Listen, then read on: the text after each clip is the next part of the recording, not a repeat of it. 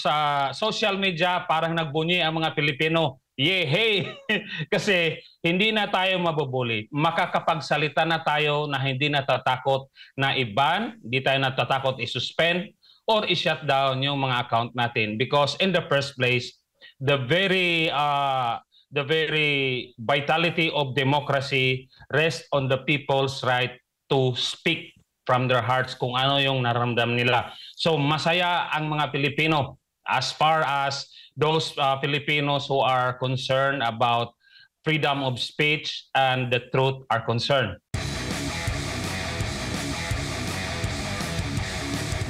Pag-uusapan natin tungkol nga dito sa mga pagbabago ng Facebook at posibleng ngang maalis na itong mga fact-checkers. Ano ba masasabi po ninyo?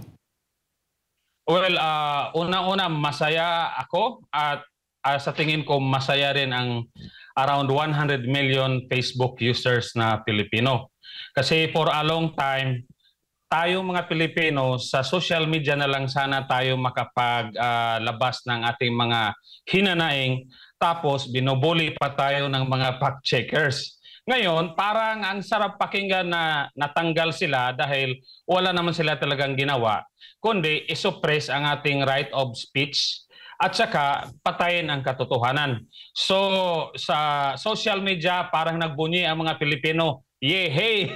Kasi hindi na tayo mabubuli. Makakapagsalita na tayo na hindi natatakot na i-ban, hindi tayo natatakot i-suspend or i-shut down yung mga account natin. Because in the first place, the very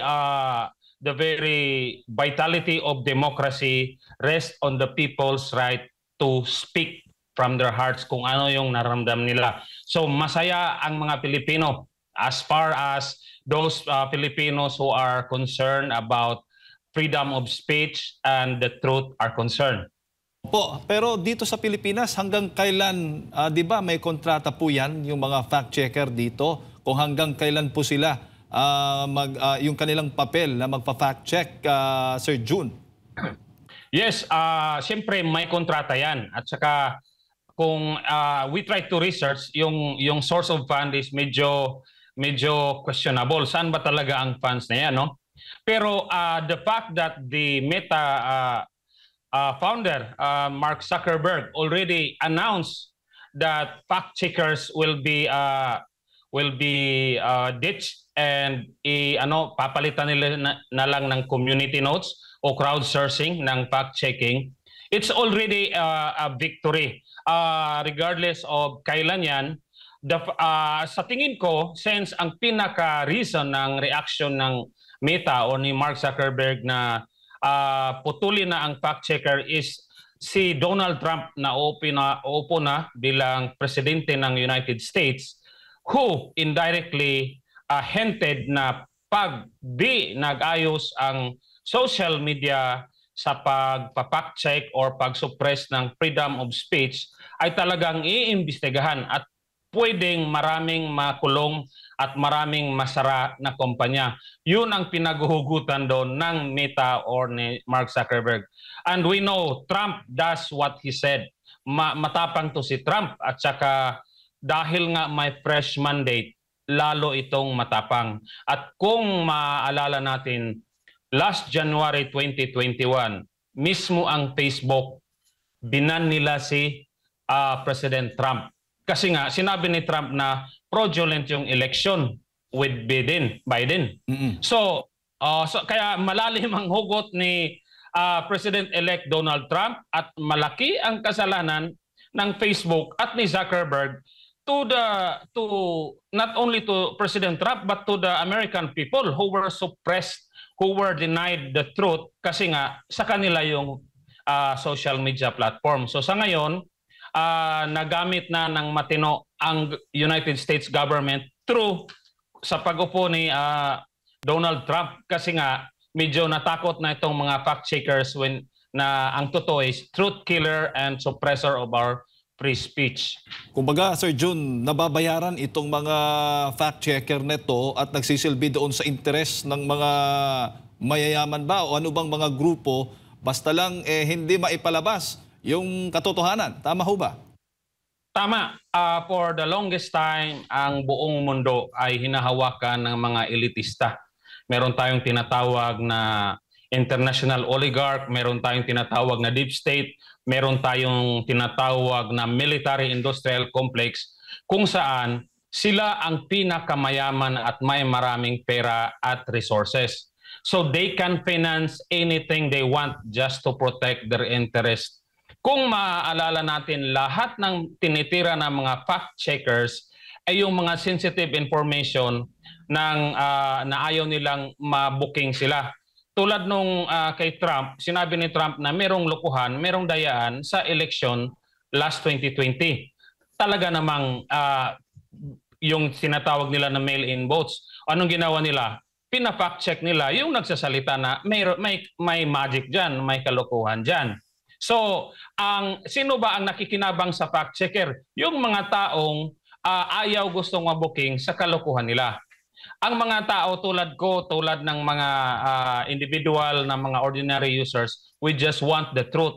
But the fact is, buong mundo is controlled by elitists who controls the big businesses that they do not want to be malaman ng buong mundo kasi they are doing it in a very unfair way. Kaya ito si Trump talagang sinabi nga drain the swamp para makilala na yung sino yung nasa likod ng mga kalokohan na to. Kasali na diyan ang mga yung mga transgender, yung mga sex na mga classification, isa yan sa mga nila agenda. Kaya sana tuloy-tuloy na to na i-expose yung mga masasamang elemento sa likod ng fact-checking. Oo, napakaganda po na plano na yan, Sir June. Dahil nga po, isa sa mga halimbawa na masasabi ko na biktima nga nitong panggigipit ng mga fact-checker ay walang iba kundi si Pastor Apollo C. Quiboloy. Imagine mo, yung larawan lamang niya, napakaganda ng kanyang mga sinasabi,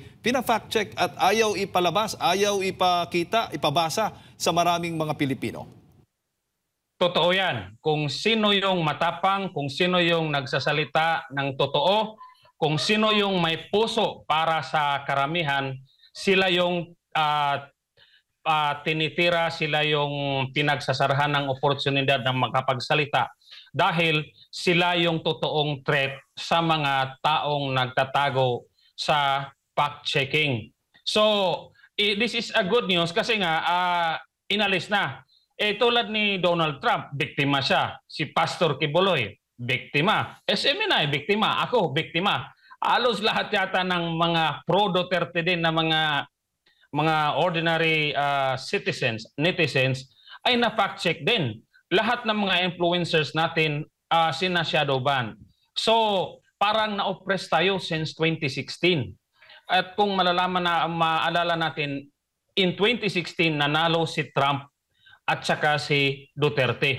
Ito yung parang umpisa ng revolution sa social media na ang mga tao na nainis na or feed up na sa kalokohan ng mga elitista ay nagkakaisa. So natakot itong mga elitista. Kaya they finance this fact checking. They have around 400 organization, around 100 countries in 60 languages. Can you imagine that? Tapos ngayon, walang magawa si Zuckerberg dahil pag hindi nila dinits yung fact-checking na oppression ng ating right of speech and the truth, ay talagang masasara at maraming makukulong dahil I believe Trump with this fresh second mandate, he means business. Nabiktima na siya sa kalokohan ng deep state military-industrial complex. Kaya tuloy-tuloy na to, totohanan na to. They attempted Trump to assassinate Trump twice. So talagang hindi na to biro totohanan at sa tingin ko pumiyok na ang Facebook. Talagang alam nila na pag hindi nila tinigilan yung kalokohan ng fact-checking, ay talagang masasara o makukulong ang mga officers nila. Hindi ho ba tulad ng X, wala ding fact-checking po doon? Kumpara mo dito sa Facebook? Yes, si Elon Musk ay inalis niya yung fact-checking Kasi sa tingin ni Elon Musk, sabi niya, that is not fact-checking, that is censorship. So ang ginawa ni Elon Musk, gumawa siya ng tinatawag na community notes. Yung tinatawag na community notes is maraming mga account, maraming Twitter or X users na meron ng over the years, meron ng tinatawag na integrity. At yung mga may integrity na mga account are hired or requested to join the fact-checking among community. So parang self-regulation yan.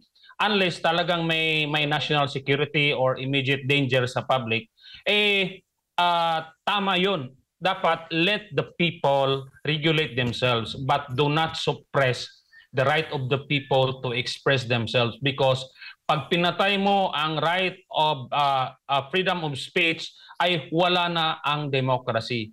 Because in the first place, ang pinaka-spirit ng democracy is for everyone to have a say in how the government runs through voting and through referendum and through airing our opinion on how our government and community should be run or managed. Oo, at sa katunayan nga, Sir Jun, sa lahat ng mga social media accounts, yung Facebook lamang ata yung may fact-check eh. Ang iba, malayang makakapagsalita yung mga netizens.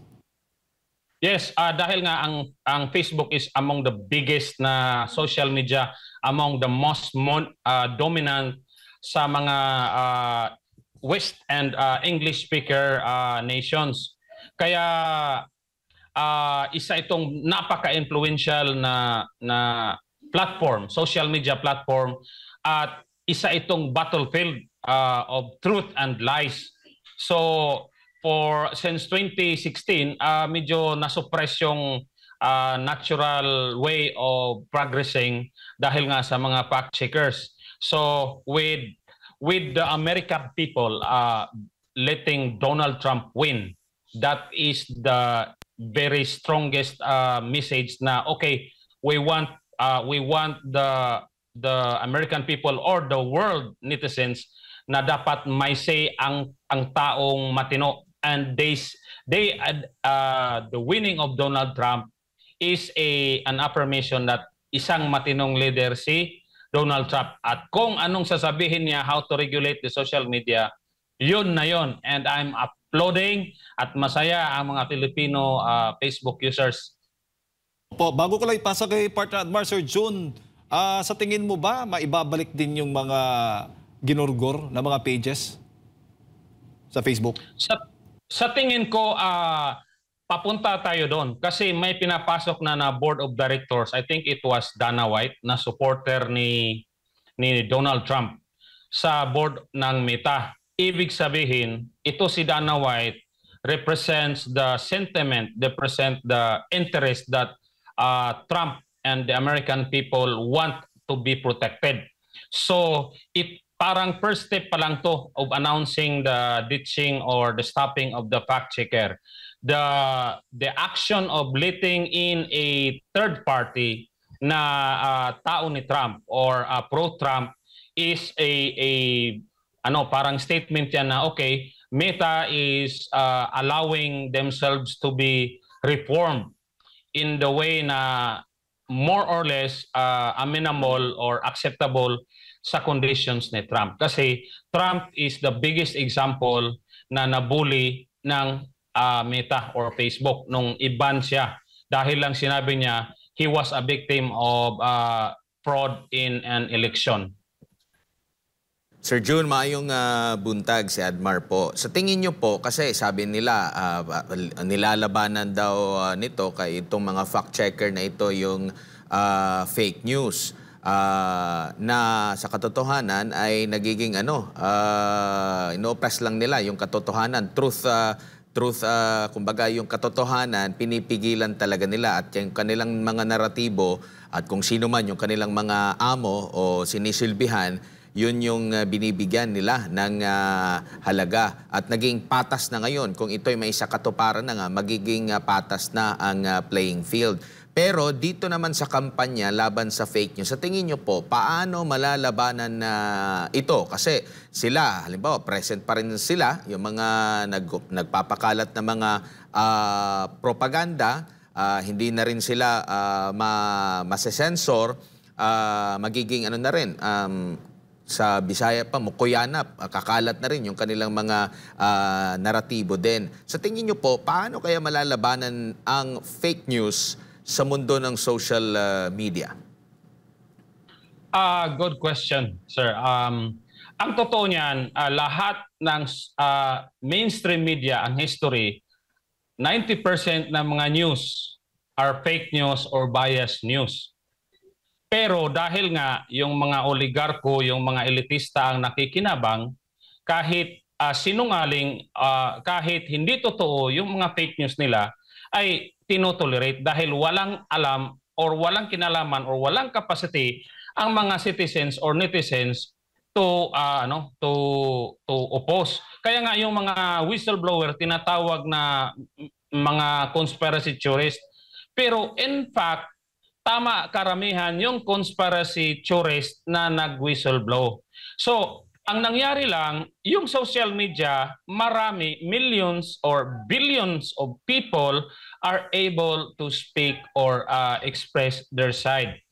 Ang fake news is inherent. Kahit yung bata, kahit 2 years old, 3 years old, normal na magsisinungaling ang tao.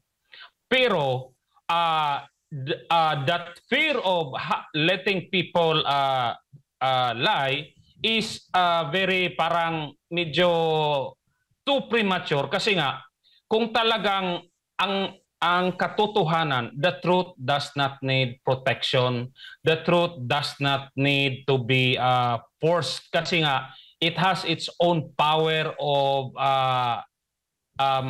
tinatawag nito, it can endure any lies out there. So ang ginagamit lang ng mga big interest na okay baka yung fake news lalala is just to suppress din yung yung right natin na mga maliliit na mga netizen para magsalita. But in the end, if you allow people to regulate themselves, lalabas at lalabas ang katotohanan. Yung fear-mongering ng baka yung fake news lalala, matagal na yan. Yung mainstream media ang pinaka-peddler ng fake news. Nagkaroon lang tayo ngayon ng chance to oppose or speak our side.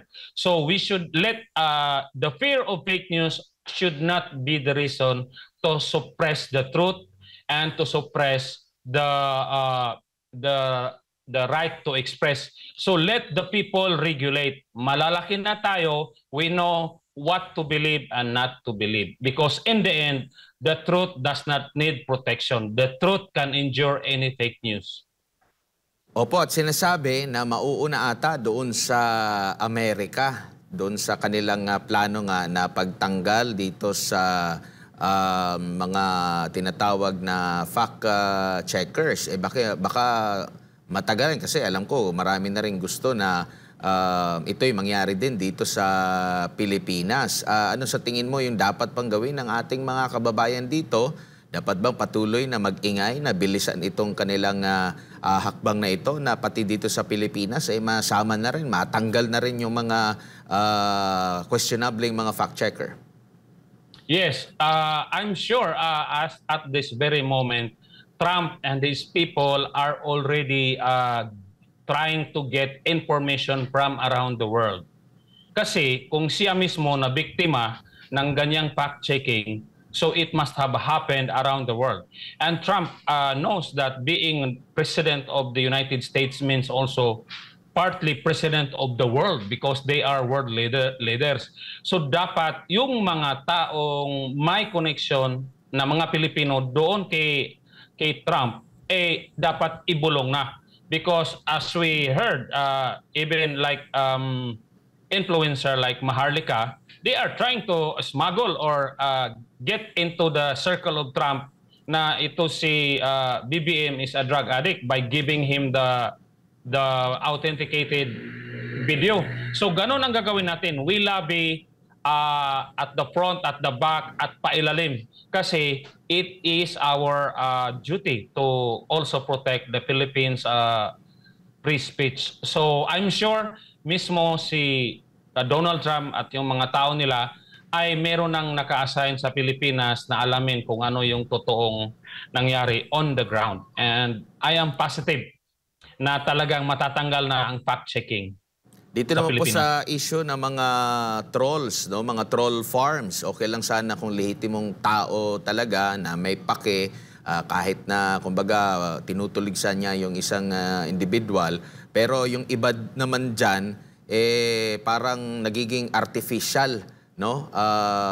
Merong nagpipindot para tumaas yung engagement, pero mapapansin mo dun sa mga nag-like, parang hindi akma yung kanilang mga profile, yung kanilang pagtitingnan mo, yung kanilang mga profile, nakalak minsan, pero pinupuri nila yung isang individual.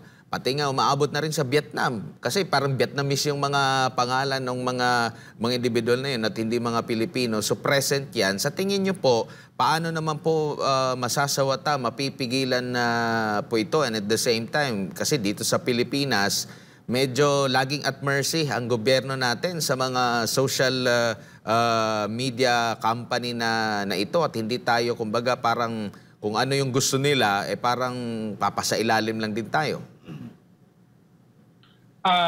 Yes, I think it's a given na yung troll farms at yung mga fake accounts will always be there regardless of the regulation that the government or the social media owners will implement. Talagang andyan yan.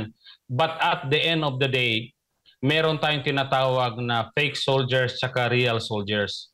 Like me, an ordinary Filipino citizen who fight with heart dito sa social media. We write with heart, we argue with heart.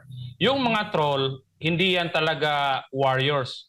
Parang pira-pira lang yan. Pinipirahan lang nila yung mga tinatawag nito, mga politicians na nagfi-fake na marami silang followers. At the end of the day, social media is a battleground. But as long as patas yung laban, marami tayong mga Pilipino na patriotic, marami tayong mga Pilipino na lalaban para sa katotohanan. Yung mga trolls na yan, they only work for money or kunting barya-barya lang yan. At the end of the day, matatalo natin sila. But as an ordinary citizen, I'd better have unregulated or less regulated social media and deal with the troll because I am confident of my knowledge, my opinion, and my truth will prevail rather than walang trolls pero ako mismo ay sinosuppress yung right to express my truth or opinion. So I think it's a given na may mga troll pero the way it's going, nakikita natin ito si Speaker Martin, ang daming pera, bilyones. Di ba may nasabi na they have billions of pesos to pay the trolls para inisin yung mga pro-Duterte. Pero so far, wala silang nagawa kasi andaling ispat yung mga trolls. Lock account, 1 or 2 followers, 1 or 2 friends, immediate, binablock ko yan. So, it's a given. Let's fight for the truth. Let's promote natin yung free speech. Yung mga troll na yan, hindi yan tatagal kasi yung motivation nila is pera lang. At maubos rin ang pera nila Martin at Bongbong. I'm sure. Alright, Sir Jun, maraming salamat po sa inyong oras at sa pagbibigay po ninyo ng impormasyon. Na buhay po kayo. Ingat po at Happy New Year. Salamat din. Salamat, Admar at Jade.